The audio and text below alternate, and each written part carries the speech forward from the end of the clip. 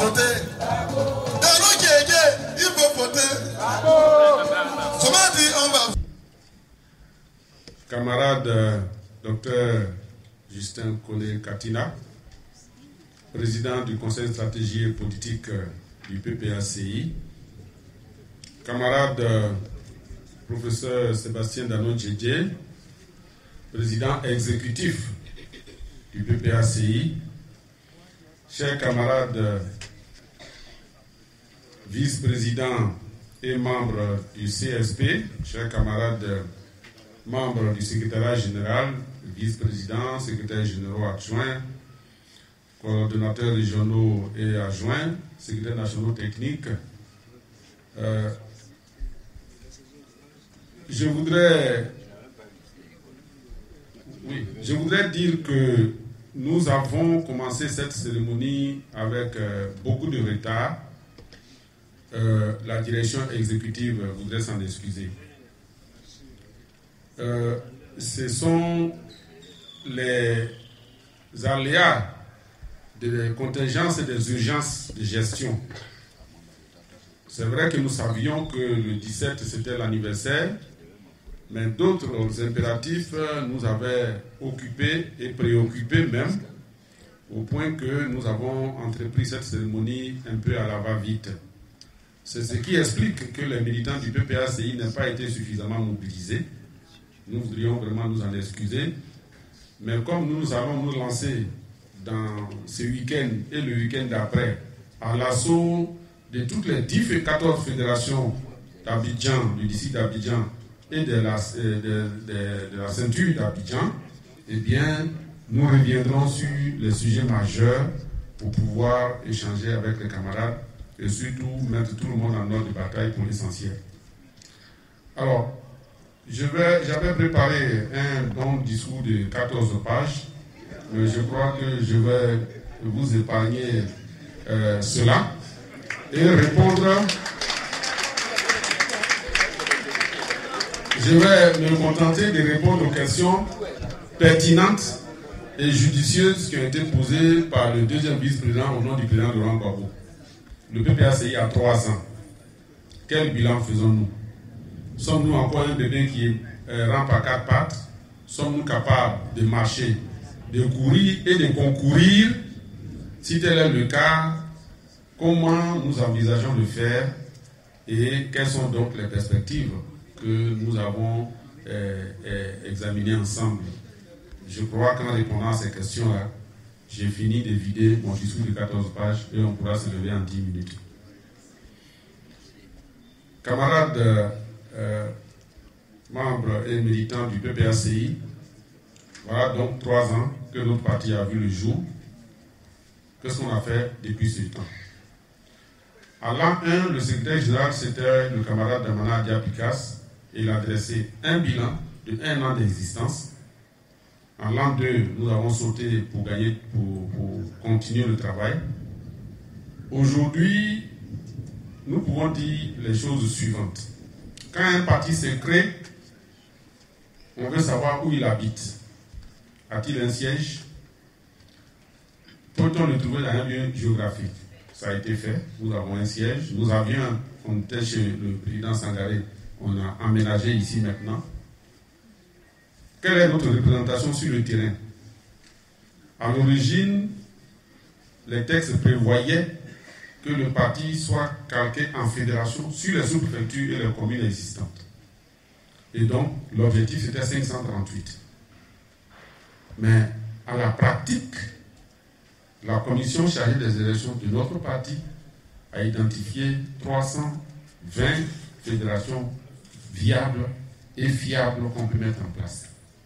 Sur les 320 fédérations prévues qui se sont engagées et qui peuvent s'implanter du comité de base jusqu'à la fédération, à ce jour, le PPACI en a effectivement implanté 206 qui ont été validés par le comité de contrôle. Soit un taux de réalisation de 81%.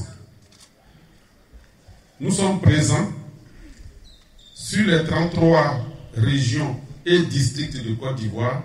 Nous sommes effectivement présents sous forme de fédération dans 26 régions. Il y a 6 régions qui doivent être conquises et où l'implantation doit revêtir un caractère spécial. Et avec l'autorisation du président du parti, la direction exécutive est en train d'examiner la possibilité de l'existence à minima dans ces régions d'accès difficile pour le moment, pour le PPACI. Le parti va donc exister dans ces régions-là, dans ces zones, notamment dans le Grand Nord et un peu au centre, au moins sous la forme d'une section. Et c'est à cela que nous sommes en train de travailler dans le cadre de l'implantation. Donc le PPACI a 206 fédérations aujourd'hui qui sont validées par le comité de contrôle et c'est ça qui va servir de base pour avancer. Une fois qu'on a atteint cet objectif, on est arrivé à ce stade, le président du parti a donc demandé de changer de braquet et de faire en sorte que maintenant nous axions nos efforts sur la présidentielle de 2025. Mais avant cela, en dehors de l'implantation, qu'est-ce que nous avons fait? Tout à l'heure, le président, deuxième vice-président, a énuméré nos faits et donc je n'ai fait que les répéter. En dehors de ça, donc, le parti a tenu son comité central, a tenu une convention et a organisé 2 fêtes de la Renaissance. La prochaine fête de la Renaissance sera organisée toujours sous l'égide du deuxième vice-président du CSP, le camarade Damana Adia Pikas, à Abidjan, pour nous mettre en ordre de bataille pour la présidentielle de 2025. Donc nous préparons activement la 3e édition de la fête de la Renaissance du PPACI. La convention nous a permis de désigner de façon solennelle et officielle notre candidat à la présidentielle de 2025, vous le savez, Laurent Gbagbo. Et nous sommes maintenant en train de nous préparer, dans le cadre du CAP 2025, de nous préparer à inscrire le maximum de nos militants qui ne le sont pas encore, à les inscrire sur la liste électorale en y ajoutant de nouveaux majeurs. Voilà donc ce que nous avons fait jusqu'à maintenant. J'ai synthétisé pour aller vite, mais ce qui est important, ce qu'on a fait, c'est bien. Et ce qui est important, qu'est-ce qu'il nous reste à faire et comment on veut le faire? Ce qui nous reste à faire, c'est de nous mettre en ordre de bataille pour permettre au président Laurent Gbagbo de reprendre le chemin, son chemin pour la Côte d'Ivoire, qui a été brutalement interrompu par la rébellion de 2002 et le coup d'État particulier de 2010. C'est-à-dire de remettre au palais présidentiel pour qu'il continue ce qu'il a commencé et qu'il puisse l'achever pour la Côte d'Ivoire. Et cela, c'est par la lutte. Donc depuis le 10 octobre dernier, le président exécutif et le secrétaire général ont décidé de changer aussi de braquet. Tout en faisant CAP 2025, nous voulons mettre tous nos militants, toutes nos structures en ordre de bataille pour que on puisse dire de façon claire et sans équivoque que toutes les embûches qui ont été mises sur le chemin pour empêcher le président Laurent Gbagbo, d'être candidat et de gagner l'élection, nous allons les dégager les unes après les autres de façon méthodique et avec détermination.